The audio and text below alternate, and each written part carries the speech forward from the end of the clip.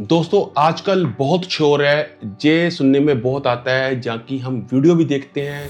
Canton fair in China, Canton fair in Guangzhou. Undoubtfully exhibition जो देखना है out of country जाके, जहाँ इंडिया में, मैं उसमें हमेशा उनके फेवरों में रहता हूँ कि हर बच्चे को जो 16 साल से ऊपर हो जाता है उसको एग्जीबिशन देखनी चाहिए। मेरा खुद का मानना है कि always invest on your knowledge, क्योंकि जो नॉलेज गेन करते हो कहीं ना कहीं आपको फायदा देती है। और मैंने हमेशा ही जो मेरी फेवरेट फील्ड्स हैं लाइफ की, जिसमें मैं फ्यूचर देखता हूँ, मैं हमेशा चाहे इंडिया में हो चाहे आउट ऑफ इंडिया में हो, मैं वो एग्जीबिशन अटेंड करता रहता हूँ। लेकिन किसी के कहने के ऊपर वो अटेंड नहीं करता। आजकल सोशल मीडिया है, वो बहुत इन्फ्लुएंस करता है लोगों को। उससे पहले आप अगर कैंटन फेयर गोंगजाओ जा रहे हो, सबसे पहले आपको कुछ रिसर्च की जरूरत है कि आप क्यों जाओगे, क्या करोगे, क्या लेके आओगे, कहाँ बेचोगे।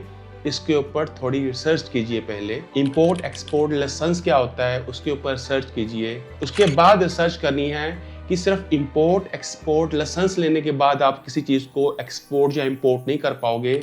आपको उस फील्ड की जो एसोसिएशंस हैं, एग्जाम्पल कि अगर हम कहते हैं कि मैंने ज्वेलरी बेचनी है, चाहे स्टडेड है, चाहे सिल्वर की है, चाहे गोल्ड की है, मैं इंपोर्ट करना चाहता हूँ और एक्सपोर्ट करना चाहता हूँ, आईईसी इंपोर्ट एक्सपोर्ट कोड जो है वो आपको एलिजिबल बनाता है एक्सपोर्ट करने के लिए, इंपोर्ट करने के लिए। लेकिन उसके बाद अगर आप ज्वेलरी में जा रहे हो तो फिर उसके बाद आती है gem jewellery export promotion council, और उसमें आपको मेंबरशिप लेनी पड़ेगी। अब आप कहोगे कि यार ये इसका क्या मतलब, मेरे पास एक्सपोर्ट लाइसेंस तो आ गया है तो मैं GJEPC की मेंबरशिप क्यों लूं? क्योंकि एक ऐसी संस्था है जो पूरा कंट्रोल रखती है कि हमारी इंडिया से कितने टन, कितने क्विंटल सोना बाहर जा रहा है, कितना गोल्ड हमारे अंदर आ रहा है इंडिया में। इनके पास प्रॉपर चीज़ें रहती हैं, क्या चीज़ किस कंट्री में बिक रही है। अगर कोई नोज पिन बेच रहा है वो किस कंट्री में एक्सपोर्ट हो रही हैं, अगर इंडिया में कोई ज्वेलरी आ रही है वो किस तरह की ज्वेलरी है। सो इनके पास रिकॉर्ड रहता है। जो gem jewellery export motion council है वो देखती है कि इंडिया के पास जितना गोल्ड है उसमें से कितना गोल्ड बाहर चला गया, किस शेप में गया, कैसे गया, और कितना उसके बदले डॉलर वापस आए, और हमारे इंडिया में ये सारा मेंटेन करते हैं। सो दोस्तों मैं तो छोटा सा एक बता रहा हूँ, एक टॉपिक गोल्ड के ऊपर। ऐसे अगर आप मशीनरी लेके आना चाहते हो या फिर आप लेदर गुड्स बेचना चाहते हो तो आपको उसकी सदस्यता लेनी पड़ेगी। बात फिर घुमा के वही आ रहा हूँ कि जब भी आप किसी एग्जीबिशन में जा रहे हो तो पहले, अगर आउट ऑफ कंट्री जा रहे हो तो पहले उसका सारा इन एंड आउट्स समझिए।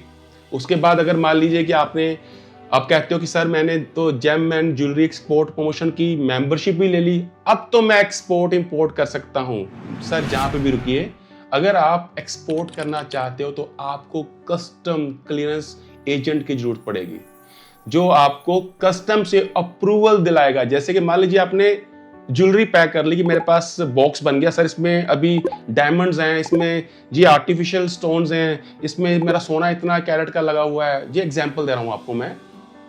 कस्टम का काम है चेक करना कि अगर आप आर्टिफिशियल स्टोन्स बोल रहे हो, कहीं ये तो नहीं है कि आप हमको शो कर रहे हो आर्टिफिशियल स्टोन, वो जा रहे हैं प्रीशियस स्टोन्स। सो कस्टम का जहां बहुत बड़ा रोल रहता है कि कस्टम आपको प्रूव करेगी, हाँ भाई अब हमने ये बॉक्स चेक कर लिया है, उसके ऊपर प्रॉपर एक आर्टिकल को हमने चेक किया है और वो चीजें जो है एक्सपोर्ट हो रही है। अब हमको पूरा तसल्ली है कि ये अगर आर्टिफिशियल ज्वेलरी है तो आर्टिफिशियल ज्वेलरी ही जा रही है। अब आप कहोगे कि यार मैं बॉक्स लेके गया हूं आउट ऑफ कंट्री और वहां पे क्या हुआ कि कुछ सामान बच गया, अब तो मैं इंडिया वापस ले जा सकता हूं क्योंकि मेरे पास तो सारी बिलिंग है, मेरे पास एक्सपोर्ट का कोड है, मेरे पास जो वहाँ की संस्था है, एसोसिएशन है, उसकी मेंबरशिप है, और मैंने कस्टम भी क्लियर करा लिया है। अगर मैं इतना माल लेके जा रहा हूँ, इतना बिक गया है, इतना वापस आ रहा है, तो मुझे वापस आने में कोई चिंता नहीं है। अब कस्टम क्या कहेगी कि प्रूव करो कि जो सामान तुम यहाँ से इंडिया से लेके गए थे वही सामान है ये वाला, कहीं तुम अपना सामान बेच के ये इंपोर्ट तो नहीं कर रहे। सो ये सारी बातें इसलिए बता रहा हूँ कि अगर आप कैंटन फेयर में जा रहे हो तो पहले जिस प्रोडक्ट के ऊपर आपने चीजें देखनी है उसके ऊपर सर्च कीजिए, उसको अच्छे से जानिए, किस मार्केट में बेचेंगे, किस भाव से लेके आएंगे, वो क्या भाव मिलेगा आपको, कि ऐसा तो नहीं है जो चीज हम बाय कर रहे हैं वो इंडिया में ऑलरेडी बन रही हो सस्ते में। सो ये सर्च करके कैंटन फेयर जाइए। अप्रैल में कैंटन फेयर स्टार्ट होने जा रहा है। अब नेक्स्ट कैंटन फेयर स्टार्ट होगा अक्टूबर में। अभी से अपनी प्रेपरेशन स्टार्ट कीजिए ताकि आप बेटर विजन के साथ उस कंट्री पे विजिट कर सको और आपके पास पता हो कि क्या प्रोडक्ट आपके दिमाग में है, क्या आपने बेचना है। इसके अलावा मैं और गाइड करना चाहूँगा जो मेरा खुद का एक एक्सपीरियंस है लाइफ का। जब भी मैं आउट ऑफ कंट्री जाता हूँ ऐसे एग्जीबिशन के ऊपर, मैं कभी एक कंट्री में नहीं जाता, मैं हमेशा 2-3 कंट्री ऐड करता हूँ। मेरी हमेशा 2 आंखें रहती हैं घूमने की और एक बिजनेस की। मैं कभी भी किसी कंट्री में सिर्फ घूमने नहीं जाता, एक आंख रखता हूँ बिजनेस की, क्योंकि जो मैंने एग्जीबिशन अटेंड की हुई हैं वो कंपेयर करता हूँ उस चीज़ों को कि जहाँ मैंने ये देखा था और इस कंट्री में वही चीज़ कितनी बिक रही है, कैसे बिक रही है। हमेशा अगर आप घूमने जाओगे तो हमेशा अपनी, अगर बिजनेसमैन हो तो अपनी आंखें 2 रखो, एक बिजनेस की और एक ट्रैवल की।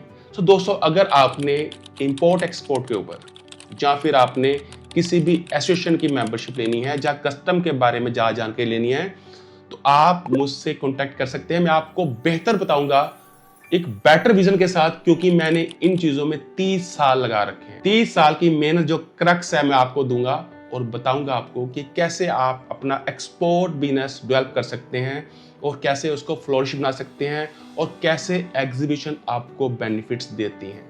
तो दोस्तों, आप मुझे इसके बारे में अगर कोई क्वेश्चन है तो नीचे लिख सकते हैं, मैं आपको जवाब दूंगा। जब मुझे ऑफिस आके मिल सकते हैं।